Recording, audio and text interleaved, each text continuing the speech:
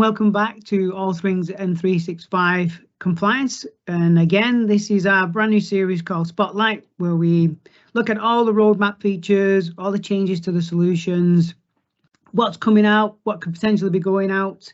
And again, of course, I'm joined by Nikki. Hi, Nikki. Hi, thank you very much. So I'm Nikki Chappell, Principal Cloud Architect at Cloudway and Microsoft MVP. And I love everything Microsoft 365, governance and compliance. So I spend half my life, I think, in Microsoft Purview, understanding how the feature sets work and just learning about all this new exciting functionality that Microsoft Ignite announced. And it's a great pleasure to have with us again today. Graham, over to you. Thanks very much. Thank you for having me again. It's such an honor. Just a recap, I'm Graham Hosking. I am the same as Nikki, really. Love anything Microsoft compliance, so I specialize in that area. But yeah, it'd be great to work with you again, and we can have a discussion about all of the cool things that are announced at Ignite. Appreciate it. Thanks again, Graham. I must say I do love compliance, by the way, even though I don't introduce myself as not loving compliance. I do. That's why I'm here today. So yeah, we wanted to have a little bit of a recap, Graham, just around the last talking point of the last podcast, of course, around the EDiscovery and retention labels and what that benefit brings to an organization. Because some of these supervision tools, when they're bringing back that item that was shared, it's the item shared at that point in time, of course. But with this new solution and this new feature from Microsoft, you can actually go back and grab previous versions as well. As a full library of versions, right? There is, yeah. So SharePoint itself has version history turned on by default. So you can have up to 500 revisions or major versions of that. So it's up to organizations whether they want to up the revisions or down the revisions or even capture minor revisions if they want to. Remember, it's just the delta changes as well. So if you're making a change to a sentence, it's only updating that bit. So from a storage point of view, you're only keeping like this much of that version. The announcements at Ignite and just before Ignite as well was around that version or capturing that version that was shared at the point in time. So what happens from like a financial customer's point of view, especially if you've got traders where they're not allowed to share certain information between traders, is being able to have that sort of e-surveillance capability or that data retrieval capability that when you're sharing a file and you're reviewing that content, you want to be fairly confident it was the version that was shared at that time. Mainly because, right, versioning is turned on by default. So if you're going back like 6 months ago, that latest version of the file is no good because it might be changed like hundreds of times. So from a EDiscovery or forensics point of view, you don't know what was shared at that point in time, especially with traders. If they're trying to send like secret messages to each other using Word, they type something and delete it. Those minor versions and keeping those minor versions is key. So you can evidence the fact that they were having a side conversation when they shouldn't be. There's those types of scenarios where this version is super cool for that.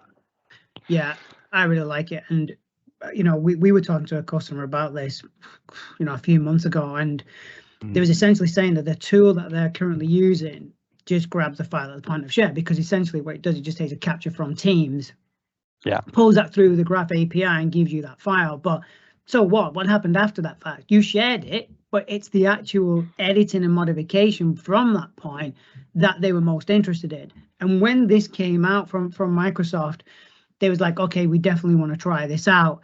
And there was chatter inside of that particular organization that if they didn't have something like this from Microsoft, then they wouldn't have gone fully cloud.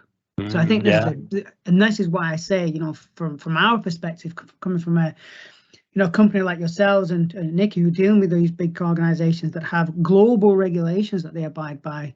Like I said, I think it's a huge step forward for Microsoft. What do you think, Nikki? Yeah, I think it's really important that you are capturing all of those keystrokes, and then you've got the ability to decide what you need to save for your regulation purposes. It allows you, again, you're allowing people to be productive as well. So I think, Ryan, we were having a conversation the other day about, were organisations going to be allowing collaboration with Word? Because you've got that back and forward chatter. Can we have a side conversation and then delete it? Yeah. You know, do we want to make sure it's more controlled with this? That does allow that flexibility, because you are confident that as long as you've got all of those minor versions switched on as well, that you are capturing all of those keystrokes. Yeah, that was co-authoring, wasn't it? We were chatting about, because I'm not too sure if you noticed, Graham, there was one of the regulators which was in the US that essentially said having co-authoring enabled gives the traders or whomever who wants to exfiltrate data or share MMPI data, they could use it as a chat room, you know? Yeah. It's a funny way to look at it, but I understand the concept of what they're doing, and this kind of eradicates that, doesn't it? I don't think it eradicates it as such. I think it mitigates the risk of it, because there's still some places within the whole Microsoft solution set where you could potentially doing that if the trader has access and they know what they're doing. But I think you're right, you know, being able to not just go in and just turn minor versions on for everyone, because remember that has been a feature for SharePoint and EDiscovery for quite a long time in just bring me back all the versions, please. But then it's up to you as the human being to figure out, well, this was the time of the chat, you know, this was the time of the attachment that was sent, and I want to go to this specific version. But even then, you're right, is without this historical versions, is it could be the time or the day that it was sent, but there might be multiple versions underneath it that you want to capture. So just again, it gives you finer granularity from a data forensics and a data retrieval point of view. Yeah, absolutely. What else did we look forward to? I think EDiscovery was pretty cool. Again, a bit more granularity in getting reactions. So we talked last time about the Teams export APIs, being able to export more context about what happened to that chat. Again, that's coming native as part of EDiscovery. So you're able to see reactions like likes. And if the chat is under hold, then you're also able to capture the edits and deletions. So again, that was a tiny little nugget, part of the Ignite announcements, that there's more context for you to capture there. Also, there was some kind of UI, so user interface capabilities that have come in where you can favorite EDiscovery cases. Now, it's only like clicking a star like you would within SharePoint. I know it's just a little thing, but if you're working on multiple cases and you're just like, oh, what did I name that thing again? You're able to kind of tag that. And one little nugget, or bigger nugget, I should say, that I love, especially talking to finance and insurance customers through many years working at Microsoft, is the facility to be able to search metadata now in part of a review set. Like you would get the metadata of a specific content, but then it was up to you, to the reviewer, to go through and then literally scroll down and try and find the appropriate metadata. So now there's a search box and you just go, show me version number, or show me, you know, sensitivity type, or whatever you're looking for. And that was just something just to make it a lot easier from an end user perspective. They also announced, because I don't think there was many announcements around EDiscovery, was a new white paper. Again, when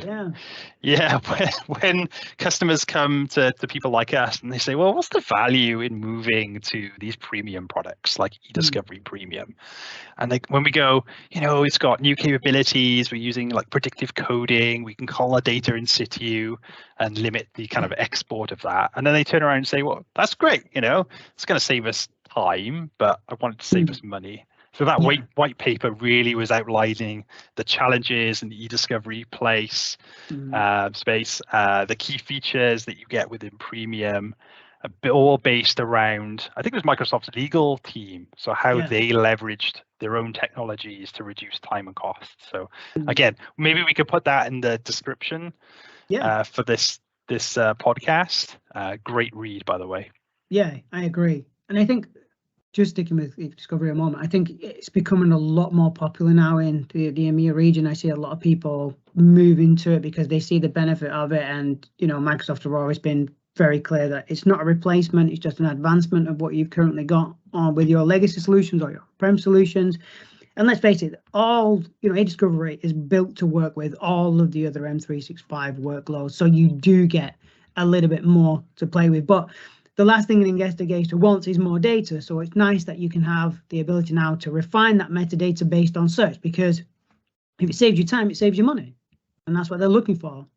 Yeah, that's exactly what it's for. Is you want to find the detail and the content that was pertinent to that case you're looking for, whether it's an internal investigation, whether it's like a freedom of information request if you're in the government sector, or maybe it's a data subject access request. So I've got some customers that have bought into E5 for those advanced features, and they're using that big tool in order to do that subject access request, capture all the data that you need, and then be able to give that to the custodian. I know we're probably touching on Microsoft Priva there, which is a different tool in order to do that. But it all really depends on where that customer is in their sort of timelines of things, what products they have from a Microsoft perspective, and which bits they want to pick and choose. Like Nikki said, I think in the last show, it's great having all of this stuff, all these bells and whistles, but you really need to concentrate on the stuff that you're going to use and use them well.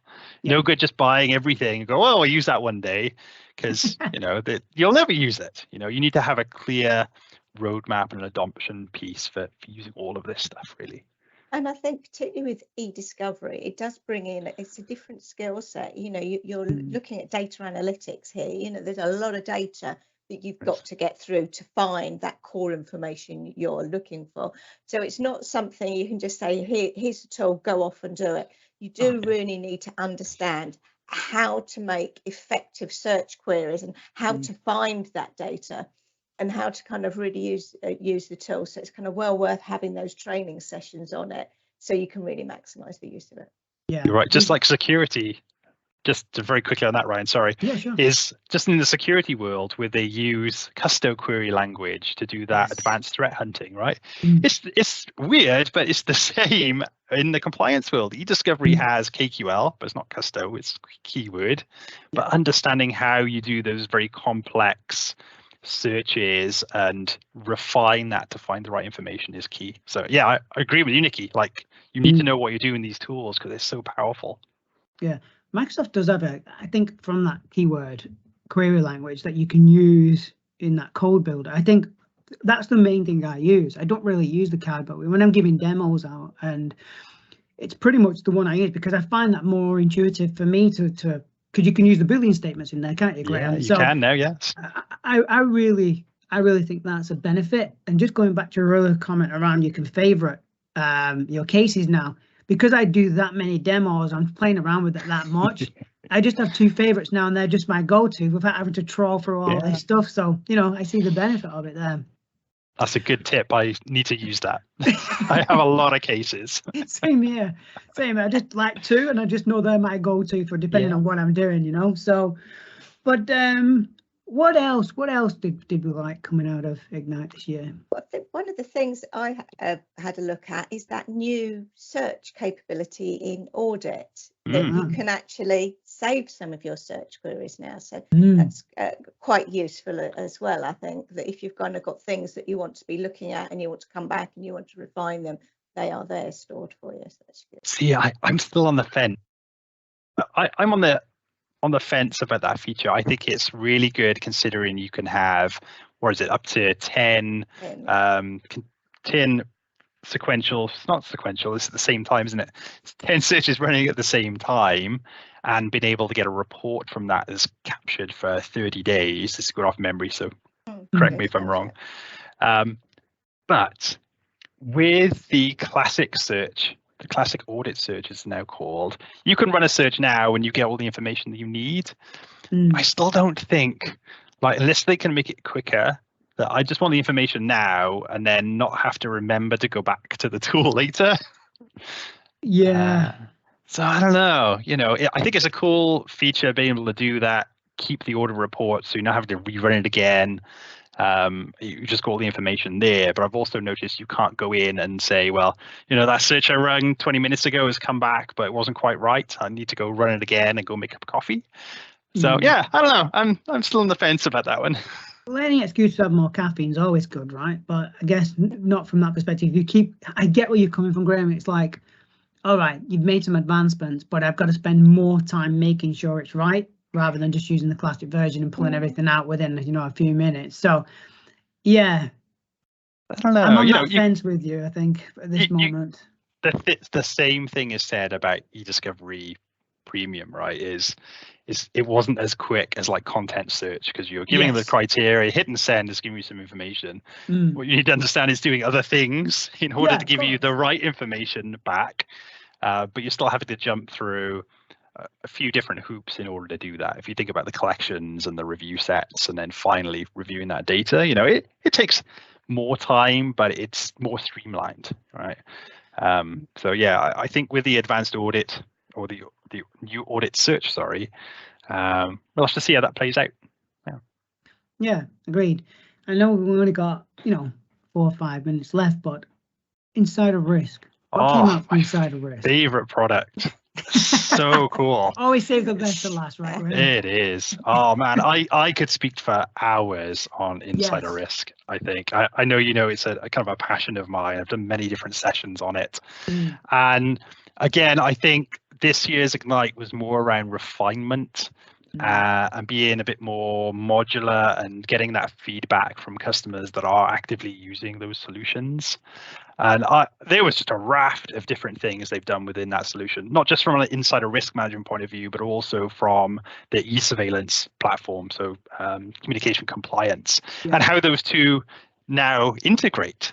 And I was like, when it first came out many moons ago now, you had these two different kind of, not siloed products, but they were used for different scenarios, right? So you had e-surveillance platform that was monitoring for communications and people saying bad things, so we could use the sensitive information types to be able to capture that information. And then you had insider risk, which was looking at the context of the content that was being shared, the activities, along with behavior. So those two coming together to say, right, we've got this person from a communication compliance point of view having this conversation. So it could be like me and Nikki. So Nikki doesn't like me. You know, she sends me abuse all the time, and in real life. No, I'm joking. But that could be the start of an insider risk, right? It could mean that harassment has started there. So that's a key signal now for insider risk to say, right, this person was having this conversation that triggered this in this product. Let's take that evidence, that signal across the insider risk, and now they're at home, they're logging on late at night, they're downloading a lot of confidential information. So having all of that correlation along with behavioral analytics is, oh my god, it's just super cool stuff. And then being able to encapsulate that around a person's identity and be able to protect that, so we don't care that, you know, it is Nikki or Graham, you know, or Ryan doing these things. We want to look at the core evidence to prove whether they did something bad or not. And I like that, and bias against it, right? So we all know Nikki doesn't like me, so Nikki might have bias against me. I'm only joking, you know. So she might want to throw me under the bus, or, you know, it might be Ryan, and Ryan's, you know, best friend or manager. So being able to just say, well, Ryan didn't do anything wrong, but maybe he did exfiltrate a load of information.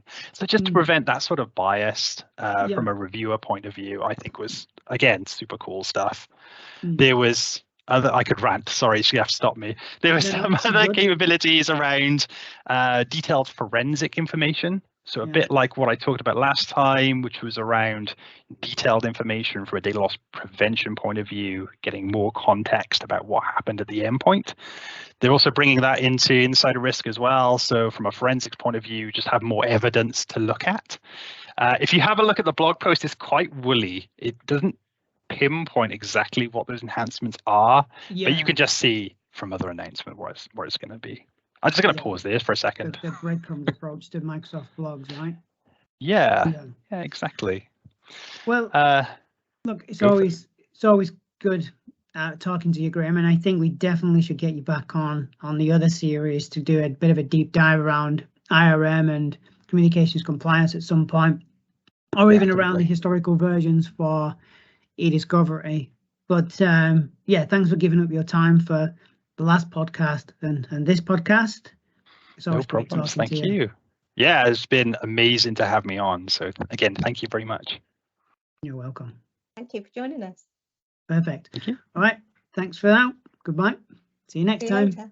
Bye.